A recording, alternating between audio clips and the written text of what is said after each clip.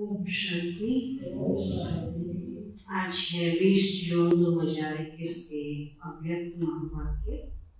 Revise है 22/1/88।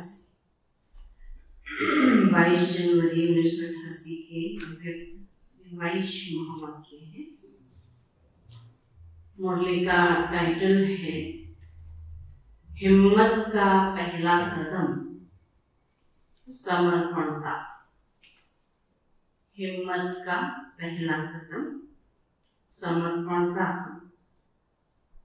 ब्रह्मा बाप की जीवन कहानी। 18 जनवरी बाबा ने संपूर्णता को प्राप्त किया, तो संपूर्णता से पहले समर्पण का जरूरी है, और समर्पण होने के लिए हिम्मत। आज स्नेह के सागर बाप दादा अपने स्नेही बच्चों को देख हर्षित हो रहे हैं। हर एक स्नेही आत्माओं को एक ही लगन है,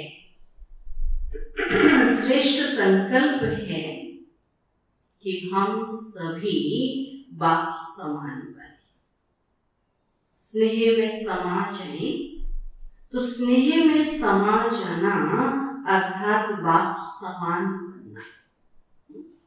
अपने पीछे भी होते चलाइए, स्नेह कैसे होंगे? बाप समान। तो स्नेह में समा जाना अर्थात बाप समान बनना। तो सभी की दिल में यह दृढ़ संकल्प है कि हमें बाप दादा द्वारा प्राप्त हुए स्नेह, शक्तिशाली पालना और अखुट अविनाशी खजानों का रिटर्न अवश्य करना है। बाबा ने जो भी हमको दिया है, खजाना दिया है, बाबा कहते उनका रिटर्न अवश्य करना है। रिटर्न में क्या देंगे? सिवाय दिल के स्नेह के आपके पास और है ही क्या? आपके पास दिल के स्नेह के अलावा और है ही क्या? जो भी है वह बाप का दिया हुआ ही है। स्कूल में जो भी है वो सब बाप का दिया हुआ ही। तो वह क्या देंगे? तो बाप समान बनना यही रिटर्न है, और यह सभी कर सकते। कहे कि बाबा हम क्या करें, हमारे पास तो कुछ है ही नहीं।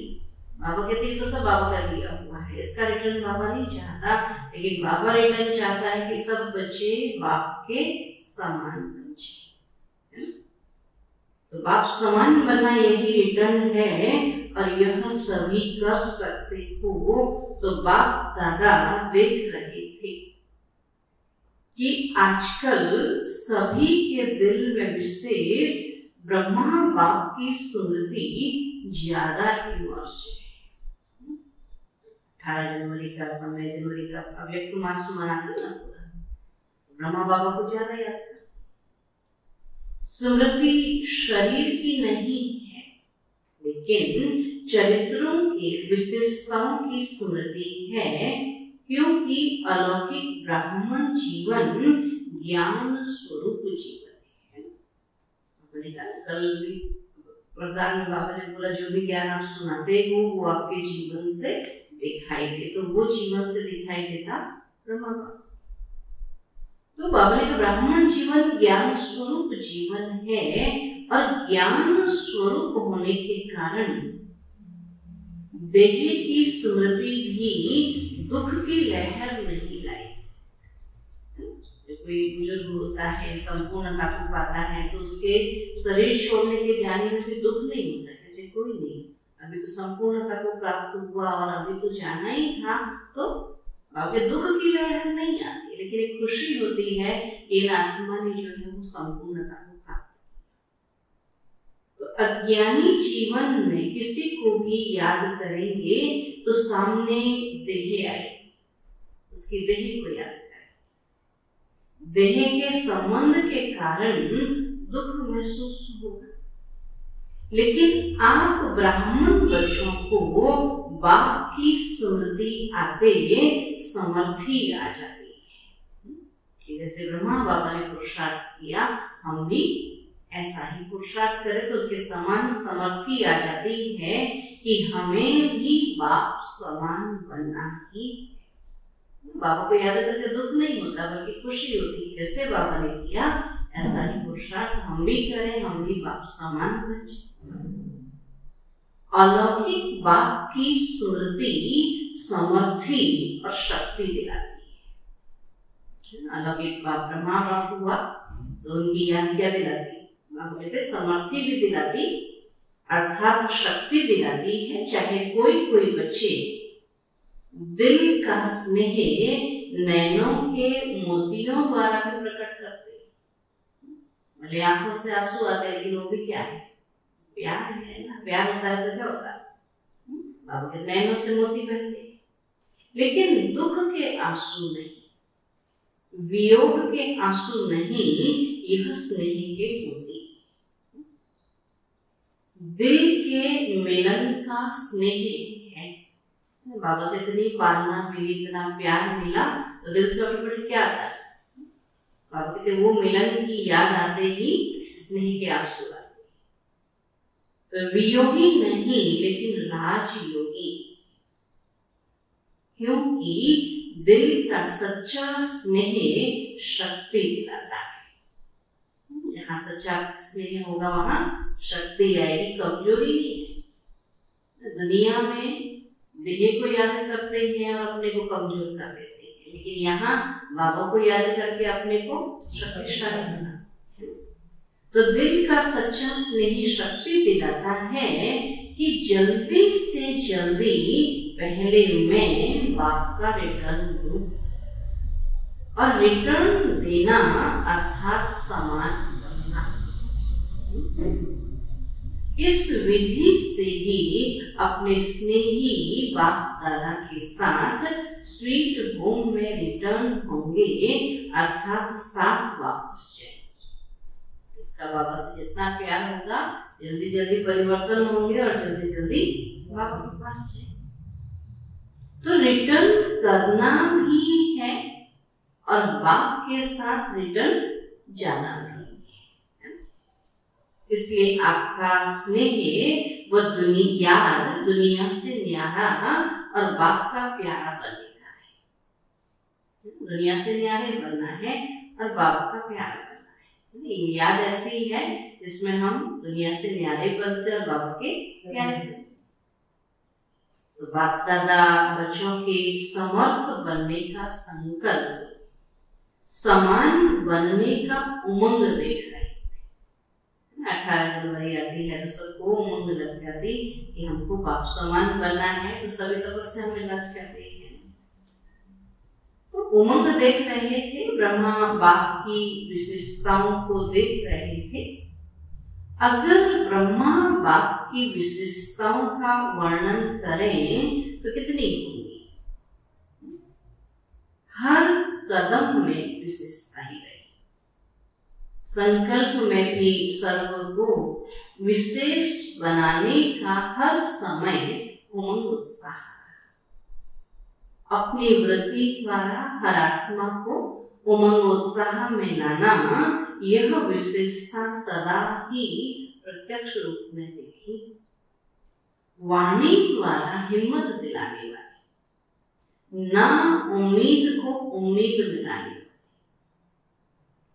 निर्बल आत्मा को उड़ती कला की विधि से उड़ाने वाली, सेवा के योग्य बनाने वाली, हर बोल अनमोल मधुर युक्ति युक्त थे।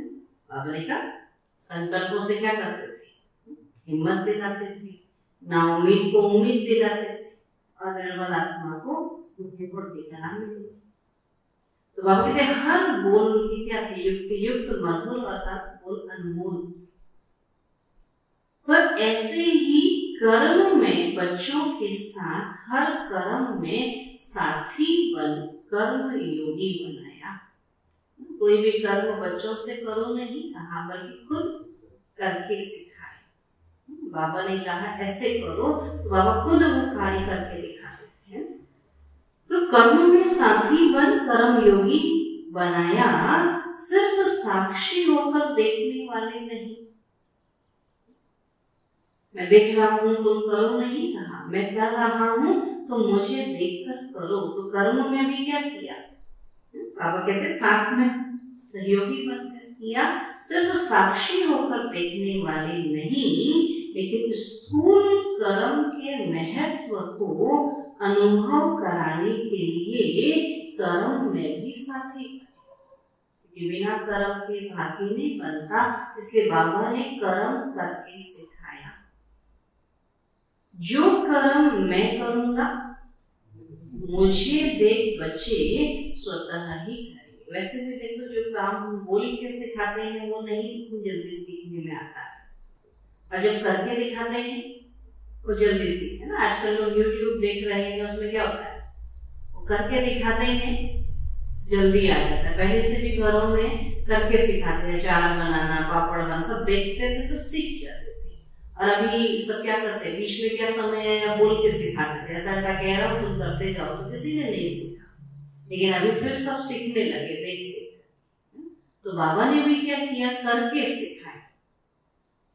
तब बाबा कहते हैं जो कर्म मैं करूंगा मुझे देख बच्चे स्वतः ही करेंगे। इस पाठ को सदा कर्म करके पढ़ाया।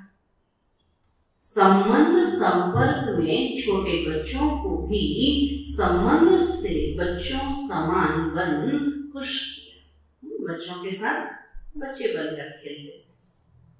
वानप्रस्थ को भी वानप्रस्थ रूप से अनुभवी बन संबंध संपर्क में से सदा अनुभव सामने लाए। बूढ़ों के साथ बूढ़े बने, बच्चों के साथ बच्चे बने, तो सबको अनुभव सामने लाए। बाल से बाल रूप, बच्चों से बाल रूप, युवा से युवा रूप और बुजुर्ग से बुजुर्ग रूप बन सदा आगे बढ़ाया। तो सदा संबंध संपर्क में हर एक को अपनापन अनुभव कराया। छोटा बच्चा भी कहेगा कि जितना मुझे बाबा प्यार करता उतना किसी को नहीं करता। देखा मेरे साथ बच्चे बढ़ गए, है ना, उसको भी खुशी होती कि बाबा मेरे को इतना प्यार करते हैं। तो हर एक को इतना प्यार दिया जो हर एक समझे कि बाबा मेरा है। यह है संबंध संपर्क की विशेषता। देखने में हर एक आत्मा की विशेषता वो गुण को देखना। बाबा ने बच्चे में भी गुण देखा तो युवा में भी, तो बुजुर्ग में भी। तो बाबा कहते हैं हर एक में क्या किया, विशेषता को गुण को देखा। सोचने में देखो सदा जानते हुए कि यह लास्ट नंबर के दाने हैं, लेकिन ऐसी आत्मा के प्रति भी सदा आगे बढ़े। ऐसा हर आत्मा प्रति शुभ चिंतक रहे। ऐसे नहीं कि लास्ट में आया है, बाबा कहते लास्ट सो फास्ट कब हो जाए कोई नहीं पता। तो हर आत्मा के प्रति शुभ चिंतक रहे। ऐसी विशेषताएं सभी बच्चों ने अनुभव की। तो इन सभी बातों में समान बनना, जैसे बाबा ने हर एक में उम्मीद रखा, हर एक से उम्मीद रखी, तो ऐसे बाबा कहते आप भी बाप समान बनना। अर्थात फॉलो करना है। और यह फॉलो करना कोई मुश्किल है क्या? इसी को ही स्नेह, इसी को ही रिटर्न देना कहा जाता है। तो बाप दादा देख रहे थे कि हर एक बच्चे ने अभी तक कितना रिटर्न किया है। लक्ष्य तो सभी का है, लेकिन प्रत्यक्ष जीवन में ही नंबर है। नंबर बाद में नहीं मिलेगा, नंबर तो कब मिलता है? जैसे स्कूल में भी बच्चा पढ़ता है, एग्जाम होते तब नंबर देते हैं, लेकिन अभी नंबर देने की बात आई तो किससे नंबर देंगे? जो प्रत्यक्ष में उन्होंने किया है उसी के नंबर, उसी अनुसार नंबर देंगे ना। तो बाबा भी तो नंबर इसी अनुसार देंगे ना। ऐसे थोड़ी लास्ट में पास हो जाएगा। लास्ट में तो पास होने वाले बहुत निकल गए। अभी तो पढ़ाई क्या होती थी, एक रात में पढ़ा, दूसरे दिन पेपर दिया, पास। लेकिन अभी की पढ़ाई कैसी होगी, अभी का रिजल्ट कैसे निकलेगा? 2-3 सालों में जो आपने किया उसका रिजल्ट निकलेगा। तो ये समय बताता है ना कि हमने जिंदगी भर जो किया उसका रिजल्ट हमको मिलने वाला है, उसी समय जो किया उसका रिजल्ट मिलने वाला नहीं। अब पापा कहते हैं कि सभी नंबर 1 बनना चाहते हैं, तो लक्ष्य तो सभी का है, लेकिन प्रत्यक्ष जीवन में ही नंबर है। 2-3 नंबर बनना कोई पसंद नहीं करे। तो यह भी लक्ष्य शक्तिशाली अच्छा है, लेकिन लक्ष्य और लक्षण समान होना, यही समान बनना है। 5-6 दिन या 1 साल या 1 महीना हमने बहुत अच्छे लक्षण बना दिए, लक्षण नंबर मिले, फिर वैसे के वैसे हो, कोई फायदा है? बाबा देखेगा कम से कम 15-20 वर्षों से एक समान चल रहे हैं, तब जाकर बाबा नंबर देगा। अभी तो क्या करते थे, बोला 1 साल से हम धारणाओं में हैं, हमको मधुबन दिखा लाओ, और मधुबन देखा, ऐसे थोड़ी नंबर मिले। तो बाबा कहते हैं यही लक्ष्य और लक्षण समान होना, यही समान बनना है।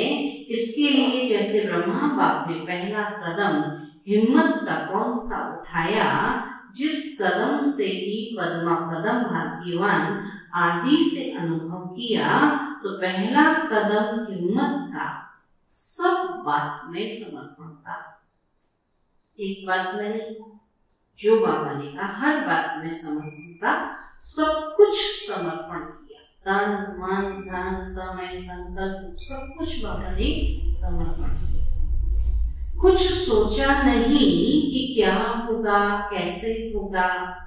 1 सेकंड में बाप की श्रेष्ठ मत प्रमाण बाप ने इशारा किया, शिव बाबा ने इशारा दिया, और बाप का इशारा और ब्रह्मा का कर्म, कुछ अंतर नहीं हुआ। बाबा ने कहा और ब्रह्मा बाबा ने किया। इसको कहते हैं हिम्मत का पहला कदम। तन को भी समर्पण किया, मन को भी सदा मन मनाहो की विधि से सिद्धि स्वरूप बनाया। इसलिए मन अर्थात हर संकल्प से, मन जब सेवा में लगा दिया तो जो सोचा वो सिद्ध हो गया। तो बाबा कहते मन अर्थात हर संकल्प सिद्ध अर्थात सफलता स्वरूप बने, और धन को बिना कोई भविष्य की चिंता के निश्चिंत बन धन समर्पित किया, क्योंकि निश्चय था कि यह देना नहीं है, लेकिन पदम गुना लेना है। तैसे संबंध को भी समर्पित किया, अर्थात लौकिक को अलौकिक संबंध में परिवर्तन किया, छोड़ा नहीं, कल्याण किया, परिवर्तन किया। उनको भी अलौकिक बनाया, उनको भी आत्मा रूप में देखा। तो मैंपन की बुद्धि, अभिमान की बुद्धि समर्पित की, इसलिए सदा तन मन बुद्धि से निर्मल शीतल सुखदायी बन गई। कैसे भी लौकिक परिवार से या दुनिया की अनजान आत्माओं से परिस्थितियां आई, लेकिन संकल्प में भी स्वप्न में भी कभी संशय के सूक्ष्म स्वरूप संकल्प मात्र की हलचल में नहीं आई। तो ब्रह्मा की विशेष इस बात की कमाल रही, जो आप सबके आगे साकार रूप में ब्रह्मा बाप एग्जाम्पल था। किसी के आगे इतना अच्छा उदाहरण हो, उसको बाप कहते आगे बढ़ने में क्या दिक्कत हो, सबसे बड़ी कमाल है। लेकिन ब्रह्मा बाबा के आगे कोई साकार एग्जाम्पल नहीं था, सिर्फ अटल निश्चय, शिव बाबा पर अटल निश्चय, बाप की श्रीमत का आधार रहा आप लोगों के लिए तो बहुत सहज है। ब्रह्मा बाबा के तो बहुत मुश्किल था, निराकार था, दिखाई नहीं देता था, लेकिन बाबा ने हर एक कहना उनका माना। और हमारे लिए तो ब्रह्मा बाबा है, मम्मा है, दीदी दादी है, कितने सारे। आप लोगों के लिए तो बहुत सहज, और जितना जो पीछे आए हैं उनके लिए और सहज है। अभी तो देखो घर बैठे सब समझ में आ रहा है, क्योंकि अनेक आत्माओं के परिवर्तन की श्रेष्ठ जीवन आपके आगे एग्जाम्पल है। और यह करना है, बनना है, क्लियर है। इसलिए आप लोगों को क्यों क्या का क्वेश्चन उठने की मार्जिन नहीं, सब देख रहे। लेकिन ब्रह्मा बाबा के आगे क्वेश्चन उठने की मार्जिन थी।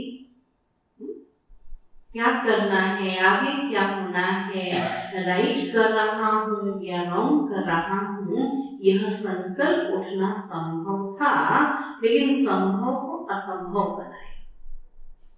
हम तो देख रहे हैं ना, बाबा ने जो सोचा वो हुआ, और हम सोचे पता नहीं क्या होगा, आ जाता है संकल्प। बाबा कहते, लेकिन ब्रह्मा बाबा को कभी ऐसे संकल्प नहीं। एक बल, एक भरोसा, इसी आधार से निश्चय बुद्धि नंबर 1 विजयी बन गए। इसी समर्पणता के कारण बुद्धि सदा हल्की रही, बुद्धि पर बोझ नहीं रहा, मन निश्चिंत रहा, चेहरे पर सदा ही बेफिक्र बादशाह के चिन्ह स्पष्ट थे। 350 बच्चे और खाने के लिए आटा नहीं, और टाइम पर बच्चों को खाना खिलाना है, तो सोचो ऐसी हालत में कोई बेफिक्र रह सकता है? यहाँ तो सब कुछ भरपूर है, तो भी पता नहीं किस चीज की फिक्र है। और बाबा 350 बच्चे बैठे हैं और खाने के लिए कुछ नहीं। ऐसी हालत में कोई बेफिक्र रह सकता? 1 बजे घंटी बजना है और 11 बजे तक आटा नहीं, तो कौन बेफिक्र रह सकता है? ऐसी हालत में भी हर्षित अचल रहा। तो यह बाप की जिम्मेवारी है, मेरी नहीं है। मैं बाप का, तो बच्चे भी बाप के हैं। मैं निमित्त हूं, ऐसा निश्चय और निश्चिंत कौन रह सकता? मन बुद्धि से समर्पित आत्मा, जैसे मन बुद्धि से भगवान के आगे समर्पित है ना, जो भी है वो सब भगवान के आगे भगवान अपने आप करेगा, क्योंकि बाबा ने सब कुछ दे दिया ना। अब अपनी जेब में हम सब रखे रहे, फिर भगवान करेगा तो क्यों करेगा? भगवान कहेगा तुझे जेब में बचा के रखा है, अपनी जेब से तो सब लगा दिया ना बाबा ने, फिर रहा मैंने तो इसको दे दिया, तो वो खिलाएगा। बाबा कहते मन बुद्धि से समर्पित आत्मा अगर अपनी बुद्धि चलाते कि पता नहीं क्या होगा, सब भूखे तो नहीं रह जाएंगे, यह तो नहीं होगा, वह तो नहीं होगा, ऐसे व्यर्थ संकल्प व संशय की मार्जिन होते हुए भी समर्थ संकल्प चले कि सदा बाप रक्षक है, कल्याणकारी है। यह विशेषता है समर्पण का। हमने बाबा की सेवा में लगा दिया, वे बाबा जाने, बाबा का काम जाने। तो जैसे ब्रह्मा बाप ने समर्पण होने से पहला कदम हिम्मत का उठाया, ऐसे फॉलो करो। निश्चय की विजय अवश्य होती है। तो टाइम पर आटा भी आ गया, बेल भी बज गया और फास्ट भी हो गया। इसको कहते हैं क्वेश्चन मार्क, अर्थात टेढ़ा रास्ता न ले, सदा कल्याण की विधि लगाओ। हर बात में क्या है? कल्याण। Full stop. इसी विधि से ही सहज भी होगा और सिद्धि भी प्राप्त होगी। तो यह थी ब्रह्मा बाबा की प्रमाण। आज पहला एक कदम सुनाया है, फिकर के बोझ से भी बेफिक्र बन जाओ। फिकर सब इसको दे दो। इसको ही कहा जाता है स्नेह का रिटर्न करना। अच्छा, सदा हर कदम में बाप को फॉलो करने वाले, हर कदम में स्नेह का रिटर्न करने वाले, सदा निश्चय बुद्धिमान, निश्चिंत बेफिक्र बादशाह रहने वाले, मन वाणी कर्म संबंध में बाप समान करने वाले, सदा शुभ चिंतक, सदा हर एक की विशेषता देखने वाले, हर आत्मा को सदा आगे बढ़ाने वाले, ऐसे बाप समान बच्चों को स्नेही बाप का स्नेह संपन्न याद प्यार और नमस्ते। हम तुम्हारे बच्चों के तुम्हारे बाप दादा को नमस्ते नमस्ते नमस्ते। पार्टियों से बाबा ने मुलाकात की, अपने को ऊंचे से ऊंचे बाप की, ऊंचे से ऊंची ब्राह्मण आत्माएं समझते हो। जैसा बाप ऊंचा बच्चे भी ऊंचे, तो ब्राह्मण सबसे ऊंचे गाए जाते हैं और ऊंचे की निशानी सदा ब्राह्मणों को चोटी दिखाते। दुनिया वालों ने नामधारी ब्राह्मणों की निशानी चोटी दिखा दी, तो चोटी रखने वाले नहीं लेकिन चोटी की स्थिति में रहने वाले। आप कहते हैं स्थिति हमारी कैसी ऊंची, उन्होंने स्थूल निशानी दिखा दी है, तो वास्तव में ऊंची स्थिति में रहने वाले। तो ब्राह्मणों को ही पुरुषोत्तम कहा जाता है। तो श्री राम को पुरुषोत्तम कहते हैं ना, आपके वास्तव में ब्राह्मणों को ही पुरुषोत्तम कहा जाता है। तो पुरुषोत्तम अर्थात पुरुषों से उत्तम, साधारण मनुष्य आत्माओं से उत्तम, ऐसे पुरुषोत्तम को ना पुरुष आत्मा को ही कहते हैं। श्रेष्ठ आत्मा बनने वाले अर्थात पुरुषों से उत्तम पुरुष बनने वाले, क्योंकि आत्मा को पुरुष कहा। अब कहते देवताओं को भी पुरुषोत्तम कहते हैं क्योंकि देव आत्मा है, और आप देव आत्माओं से भी ऊंचे ब्राह्मण देवता बनने वाले हो ना, तो पुरुषार्थ को महान माना है, इसलिए बाबा के ब्राह्मण जीवन बहुत महान। तो आप देव आत्माओं से भी ऊंचे ब्राह्मण हो, तो यह नशा सदा रहे और दूसरे नशे के लिए कहेंगे कम करो। कोई भी दूसरा नशा होगा उस नशे को क्या कहते हैं? नशा नहीं करो, कम करो, धीरे धीरे कम करो, छोड़। लेकिन रूहानी नशे के लिए बाबा कहते हैं बढ़ाते चलो, क्योंकि यह नशा नुकसान करने वाला नहीं, और सभी नशे नुकसान वाले हैं, और यह नशा चढ़ाने वाला है और वह गिराने वाले। वो नशा करते जहाँ तहाँ गिरे रहते, और ये नशा करते चढ़ते जाते। अगर रूहानी नशा उतर गया तो पुरानी दुनिया की स्मृति आ जाएगी, और नशा चढ़ा हुआ होगा तो नई दुनिया की स्मृति रहेगी। ये हम देखा करने वाले। तो यह ब्राह्मण संसार भी नया संसार है। सतयुग से भी यह संसार अति श्रेष्ठ है। सतयुग तो श्रेष्ठ है ही है, लेकिन उससे भी ज्यादा श्रेष्ठ अभी है, क्योंकि इस समय हमारे पास मार्जिन, हम जितना चाहे पुरुषार्थ, वहां तो हो जाएगा कि इतना बनना, एक बनना बस। तो सदा इस स्मृति से आगे बढ़ते चलो। दूसरा पॉइंट है, सदा अपने को विश्व रचता बाप की श्रेष्ठ रचना अनुभव करते हो। ब्राह्मण जीवन अर्थात विश्व रचता की श्रेष्ठ रचना। सुना क्या कहता है? ब्राह्मण जीवन विश्व रचना की श्रेष्ठ रचना। हम कहते श्रेष्ठ रचना देवता, लेकिन बाबा कहते हैं श्रेष्ठ रचना ब्रह्मा। तो यह हर एक डायरेक्ट बाप की रचना है, यह नशा है, ये हमको भगवान ने बनाया है। वैसे दुनिया में देखो, हम जब बाबा के बनते हैं, शुरू में सेंटर आते हैं, तो उस समय हम कहते हैं फलाना व्यक्ति, फलाना भाई हमको लाया, फलानी बहन लेके आई। और जैसे जैसे हमको ज्ञान समझ में आ जाता है, 2-4 साल हो जाते हैं, तो क्या कहते हैं, हमको कोई नहीं लाया, हमको तो बाबा लाया। तब समझ में आता है कि वो माध्यम भी किसने बनाया, बाबा ने बनाया ना। तो भगवान की डायरेक्ट रचना है ना, माध्यम भले कोई भी बना, लेकिन फिर बाबा को याद करने लगते तो कहते हैं हमको तो बाबा ने चुना है। तो हम थोड़ी इसका कहना मानने वाले नहीं, खुद को पता है ना, किसी का कहना मानने वाले नहीं थे, लेकिन भगवान का कहना मान। तब बाबा कहते हैं कि हर एक डायरेक्ट बाप की रचना है, यह नशा है।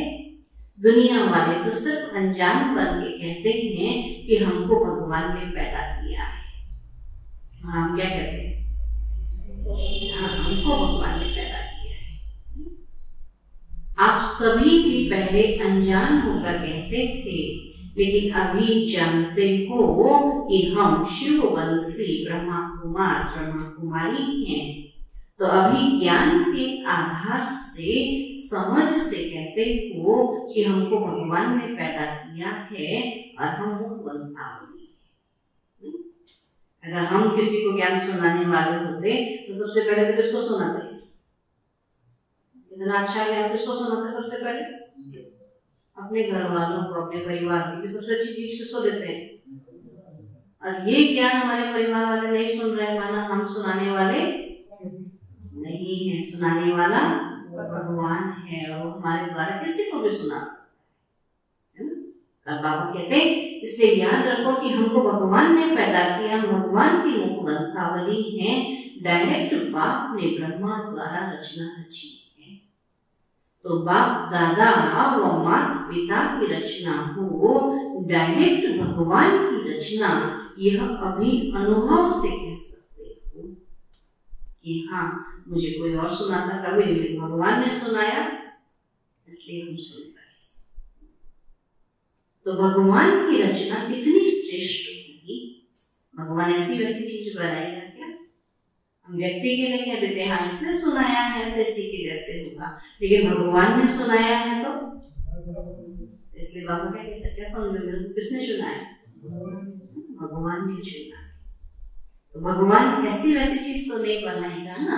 तो भगवान की रचना कितनी श्रेष्ठ होगी, जैसा रचयिता वैसी रचना होगी ना। इसलिए किसी भी रचना को मेरी रचना नहीं, अगर मेरी रचना होगी तो कैसी हो जाएगी, मेरी जैसी हो जाएगी। इसलिए हर एक किसकी रचना को, ये भगवान की। इसलिए दुनिया में भी किसी भी चीज के लिए क्या कहते हैं, किसका है, भगवान का। तो क्या समझते, भगवान का है तो भगवान देखेगा, भगवान संभालेगा, भगवान जैसा बनेगा। तो ऐसे बाबा कहते हैं हर एक किसकी रचना है, भगवान।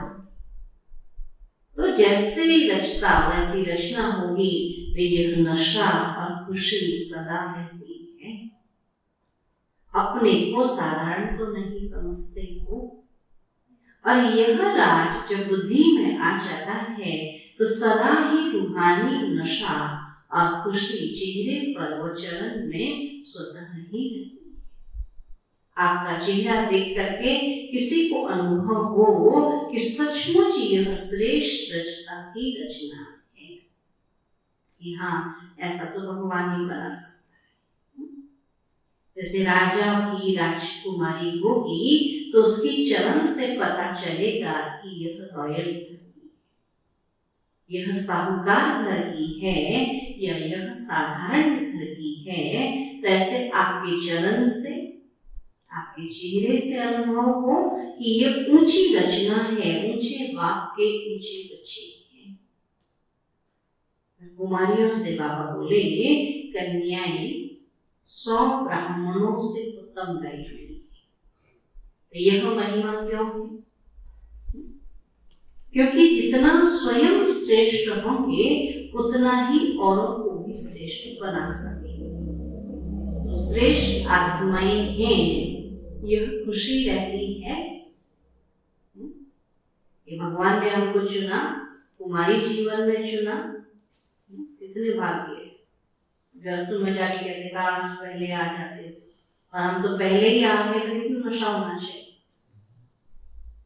कुमारियां सेवाधारी बन सेवा में आगे बढ़ते चलो, क्योंकि यह संगम युग है ही थोड़े समय का युग। इसमें जितना जो करने चाहिए उतना कर सकता है। तो श्रेष्ठ लक्ष्य और श्रेष्ठ लक्षण वाली होना, जहां लक्ष्य और लक्षण श्रेष्ठ हैं, वहां प्राप्ति भी सदा श्रेष्ठ अनुभव होती है। तो सदा इस ईश्वरीय जीवन का फल खुशी और शक्ति दोनों अनुभव करती हो। दुनिया में खुशी के लिए खर्चा करते तो भी प्राप्ति नहीं होती, अगर होती भी है तो अल्पकाल की, और खुशी के साथ साथ दुख भी होगा। लेकिन आप लोगों की जीवन सदा खुशी की हो गई। दुनिया वाले खुशी के लिए तड़पते हैं, और आपको खुशी प्रत्यक्ष फल के रूप में मिल गई। खुशी ही आपके जीवन की विशेषता है।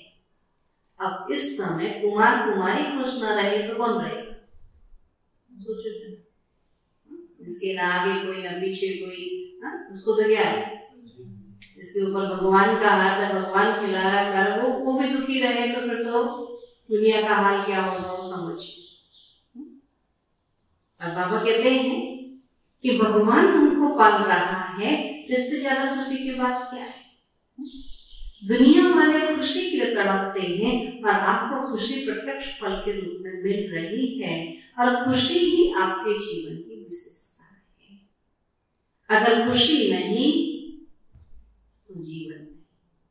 तो सदा अपनी उन्नति करते हुए आगे बढ़ रही हो ना।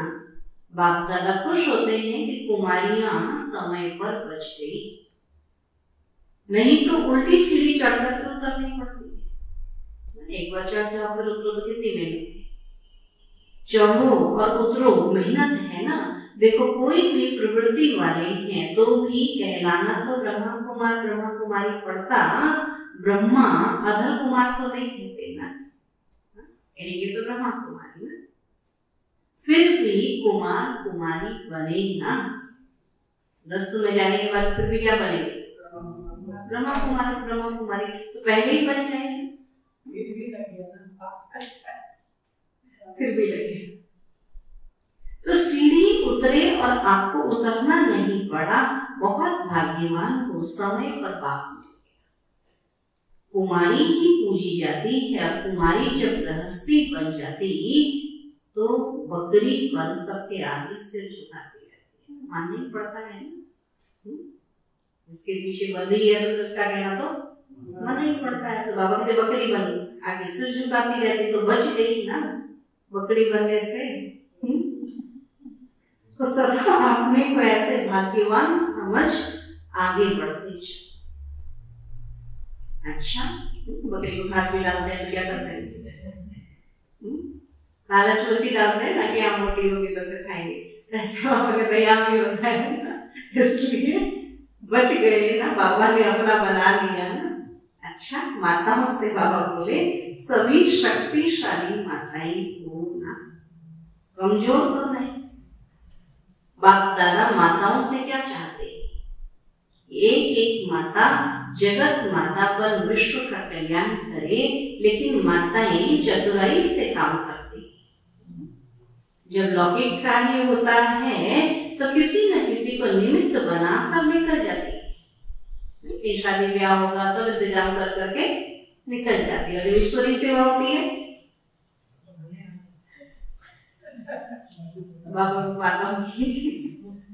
बाबा कहते जब लौकिक कार्य होता है तो किसी न किसी को निमित्त बनाकर लेकर जाती, और जब ईश्वरीय कार्य होता है तो कहेंगी बच्चे हैं कौन संभालेगा। पांडवों को तो बाप दादा कहते हैं संभालना है, क्योंकि रचता है पांडव शक्तियों को फ्री करें। ब्रह्मानुसार वर्तमान समय माताओं को चांस मिला है, इसलिए माताओं को आगे रखना। अभी बहुत सेवा करनी है, सारे विश्व का परिवर्तन करना है, तो सेवा पूरी कैसे करो? तीव्र गति चाहिए ना। तो पांडव शक्तियों को फ्री करो तो सेवा केंद्र खुले और आवाज बुलंद हो। अच्छा, आज का वरदान है सर्व रूपों से, सर्व संबंधों से अपना सब कुछ बाप के आगे अर्पण करने वाले सच्चे स्नेही हो। सर्व रूपों से, सर्व संबंधों से अपना सब कुछ बाबा के आगे अर्पण करने वाले सच्चे स्नेही हो। बाबा कहते हैं जिससे अति स्नेह होता है, तो उस स्नेह के लिए सभी को किनारे का सब कुछ उनके आगे अर्पण कर देते हैं। जैसे बाप का बच्चों से स्नेह है, जैसे सदा काल के सुखों की प्राप्ति स्नेही बच्चों को कराते हैं, बाकी सबको मुक्ति धाम में बिठा देते हैं। ऐसे बच्चों के स्नेह का सबूत है सर्व रूपों, सर्व संबंधों से अपना सब कुछ बाबा के आगे अर्पण करना। जहाँ स्नेह है वहां योग है, और योग है तो सहयोग है। एक भी खजाने को मनमत से व्यर्थ नहीं गवा सकते। आपने कहा जहाँ स्नेह है वहां योग है, और जहाँ योग है वहां सहयोग है ना। बाबा के सहयोगी बन करके अब कहते अपने खजाने को बचाते हैं, व्यर्थ नहीं गवाते। स्लोगन है साकार कर्म में ब्रह्मा बाप को, साकार कर्म में ब्रह्मा बाप को और अशरीरी बनने में निराकार बाप को फॉलो करो। साकार कर्म में ब्रह्मा बाप को और अशरीरी बनने में निराकार बाप को फॉलो करो। सूचना है आज मास का तीसरा रविवार अंतर्राष्ट्रीय योग दिवस है।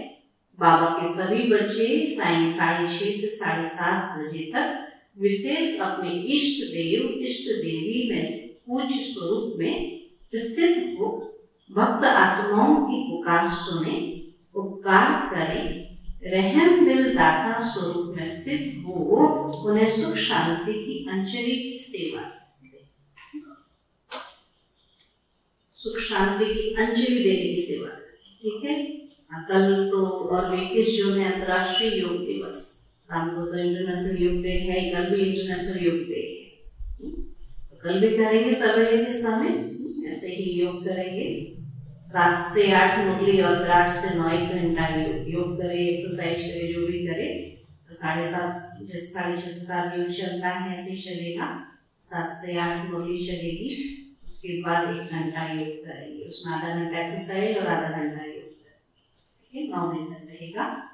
और मम्मा डे 24 जून, तो मम्मा डे भी ऐसे ही रहेगा, ऐसे ही क्लास चलेगा, ऐसे ही फिर वो पापा को जो लगाते हैं मम्मा को लगाते हैं 24 जून भी रहेगा। अभी फिर से क्लास शुरू हो गया है, तो सभी क्लास करें भी, जैसे भी होता है गुरुवार और संडे जैसे होता है वैसे आए क्लास। ठीक है, आज तो बाबा ने नशा चढ़ाया है, सारा दिन याद रहेगा। और ब्रह्मा बाप की, शिव बाबा की श्रेष्ठ संतान ब्राह्मण है ना, ये नशा आज चढ़ा है ना, तो आज का नशा। ठीक है, ऑफ करो।